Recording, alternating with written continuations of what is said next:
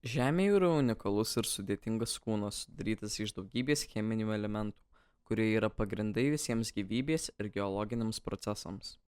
Norint geriau suprasti mūsų planetos struktūrą ir jos gyvybės palaikymo mechanizmus, svarbu pažvelgti į pagrindinius elementus, kurie sudaro Žemės plutą, orą, atmosferą, gyvuosius organizmus ir visą visatą.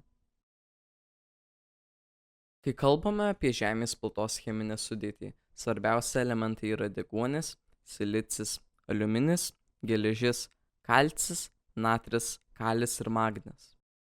Kartu šie 8 elementai sudaro apie 98% visos Žemės plutos masės. Deguonis yra gausiausias elementas, sudarantis apie 46% plutos masės. Silicis yra antras pagal gausumą, sudarantis apie 28%. Deguonis ir silicis jungiasi formuodami įvairius silikatinius mineralus, kurie yra pagrindiniai uolienų sudedamieji komponentai. Pavyzdžiui, kvarcas ir feldšpatai yra vieni iš labiausiai paplitusių silikatinių mineralų randamų Žemės plutoje.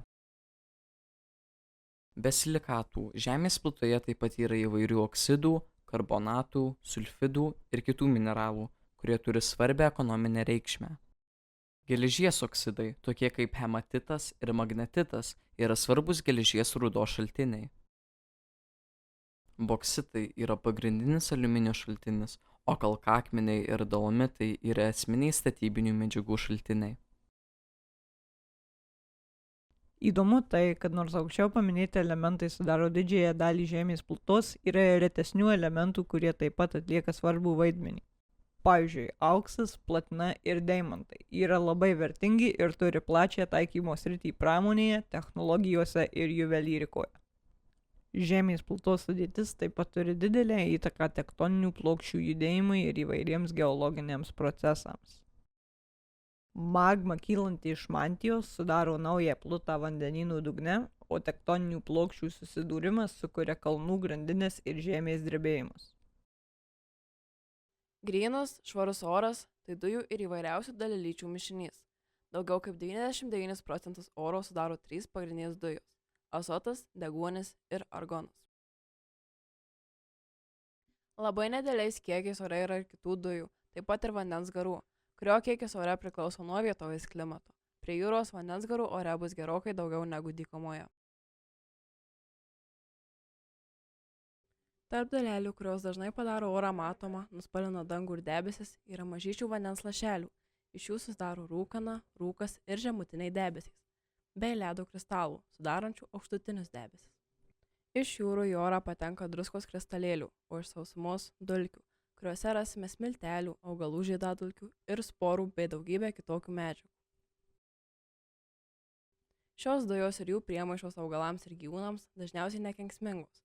Žmogus irgi prie jų prisitaiko. Tačiau ore atsiranda ir kenksmingų, bet kokiai gyvybei priemaišų. Tai oro tarša, daugiausia atsiradusi žmogaus dėka.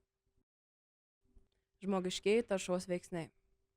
Transporto priemonės, pramonė, šiukšlinimas, miškų kirtimas, vandens eikvojimas. Atmosferos taršą sumažinus 50%, vidutinis žmonių amžius pailgėtų 3–5 metais. Gamtiniai taršos veiksniai. Ugnikalnių išsiveržimai, gaisrai, dulkės ir dujos. Oras valosi pučiant vėjams ir vykstant tam tikroms cheminėms reakcijoms. Medžiai sugeria anglies dioksidą, gamina deguonį ir taip valo orą. Žmogaus kūnas yra sudarytas iš daugybės cheminių elementų, kurie atlieka labai svarbias funkcijas. Elementai žmogaus organizme. Pagrindiniai elementai, kurie sudaro beveik 99% žmogaus kūno masės, yra 6 – deguonis, anglis, vandenilis, azotas, kalcis ir fosforas. Šie elementai yra būtini mūsų kūno veiklai. Deguonis sudaro apie 65% viso kūno svorio. Deguonis yra esminis vandens molekulės dalis, kaip ir kitų svarbių organinių junginių.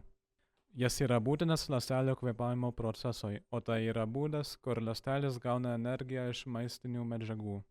Anglis sudaro maždaug 18% viso kūno svorio. Anglis yra daugumos organinių molekulių pagrindinis elementas. Jie sudaro angliavandenis, baltymus, lipidus ir nukleino rūgštį. Vandenilis sudaro apie 10% viso kūno svorio. Vandenilis yra būtinas vandens molekulių, taip pat nukleino rūgščių ir lipidų komponentas. Azotas sudaro apie 3% viso kūno svorio. Azotas yra būtinas amino rūgščių komponentas, kurios yra baltymų statybinė medžiaga.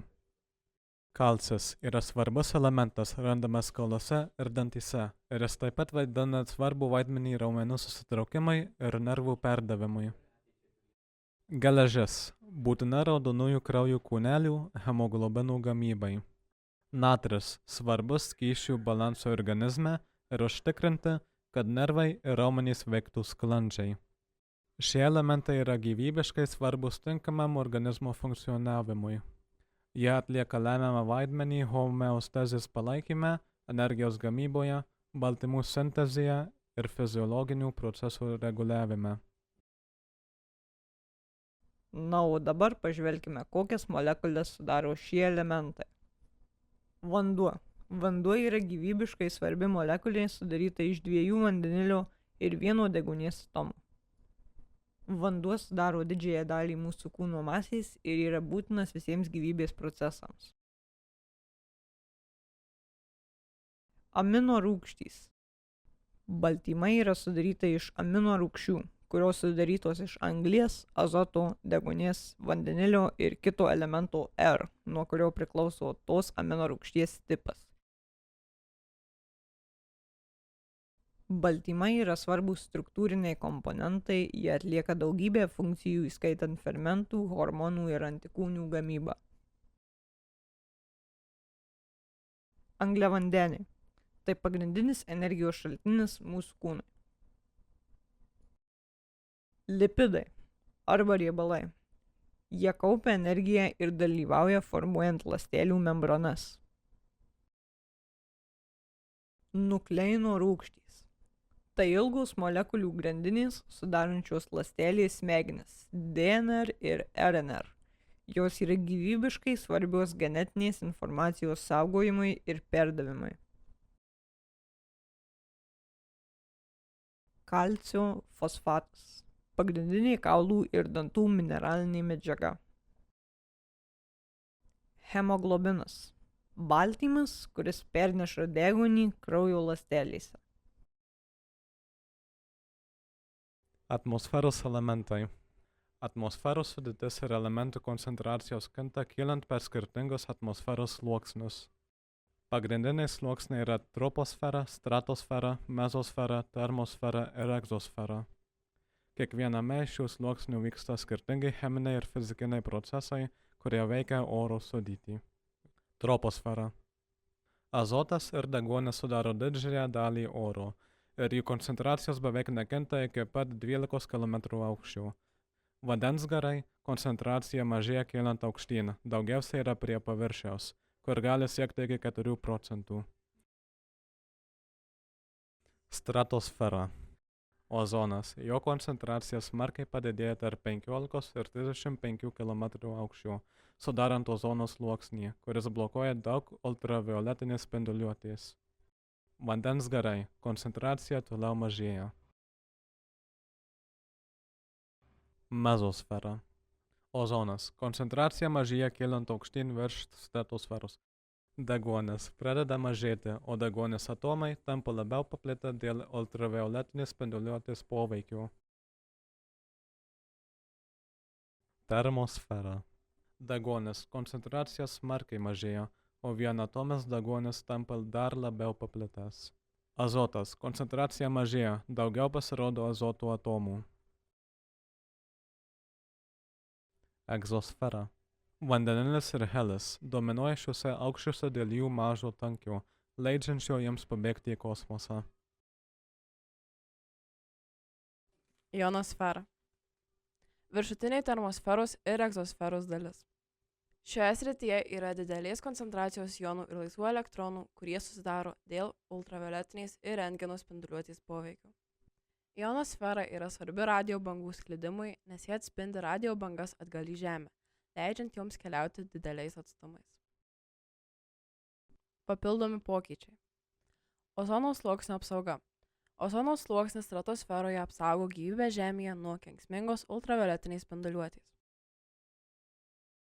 Atmosferos dinamika ir cheminės reakcijos. Skirtingose sluoksniuose vykstančios cheminės reakcijos ir temperatūros pokyčiai turi įtakos klimatui, orams ir bendram atmosferos funkcionavimui. Atmosferos sluoksnių tyrimai padeda geriau suprasti klimato kaitą, oro kokybę ir kitus svarbius aplinkos procesus, kurie veikia gyvenimo sąlygas Žemėje. Visatoje elementai. Pagrindiniai elementai aptinkami visatoje yra vandenilis ir helis. Šie du elementai yra esminiai žvaigždžių formavimosi metu, nes jų branduolinės reakcijos vyksta žvaigždžių viduje, kur formuojasi nauji cheminiai elementai. Kiti cheminiai elementai, tokie kaip anglis, azotas, deguonis, geležis ir kalcis, taip pat susidaro branduolinėse reakcijose žvaigždžių viduje. Kai žvaigždės baigia savo gyvenimą ir išsiplečia arba sprogsta, jos išskleidžia šiuos elementus į kosmosą.